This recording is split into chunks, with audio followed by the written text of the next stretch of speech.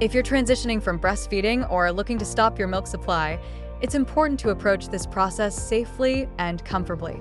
In this video, I'll share practical tips and advice, backed by medical insights, to help you manage this change effectively. Before we dive in, make sure to subscribe to this channel for more parenting and health tips. Feel free to ask questions in the comments. I'd love to support you on this journey. The process of reducing or stopping breast milk is known as lactation suppression. Remember, every body is different, so what works for one person may not work for another. Consult your healthcare provider before starting, especially if you experience any unusual symptoms.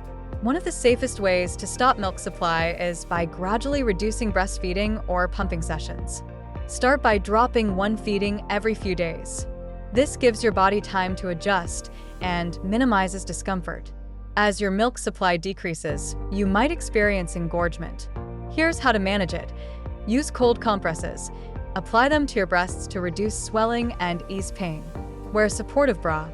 Opt for a well-fitted bra that offers gentle support without being too tight. Have you tried any of these methods? Let us know in the comments. Your tips could help someone else.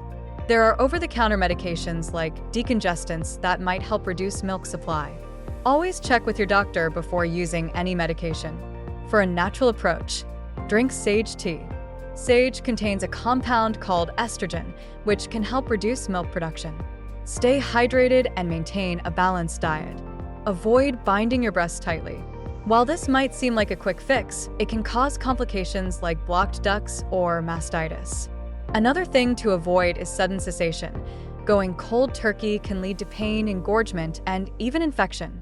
Take it slow and steady. Stopping milk production isn't just physical.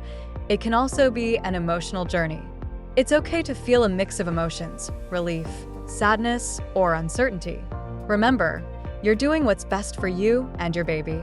Share your thoughts or experiences below. This community is here to support you. If you notice lumps, redness, fever, or severe pain, these could be signs of mastitis or a blocked duct. Reach out to a healthcare professional right away. Transitioning out of breastfeeding is a big step, and it's okay to take your time. With the right approach and support, you can do this safely and comfortably. If you found this video helpful, don't forget to like, share, and subscribe. Hit the bell icon to stay updated on future videos. And as always, leave your questions in the comments. I'll do my best to answer every one of them.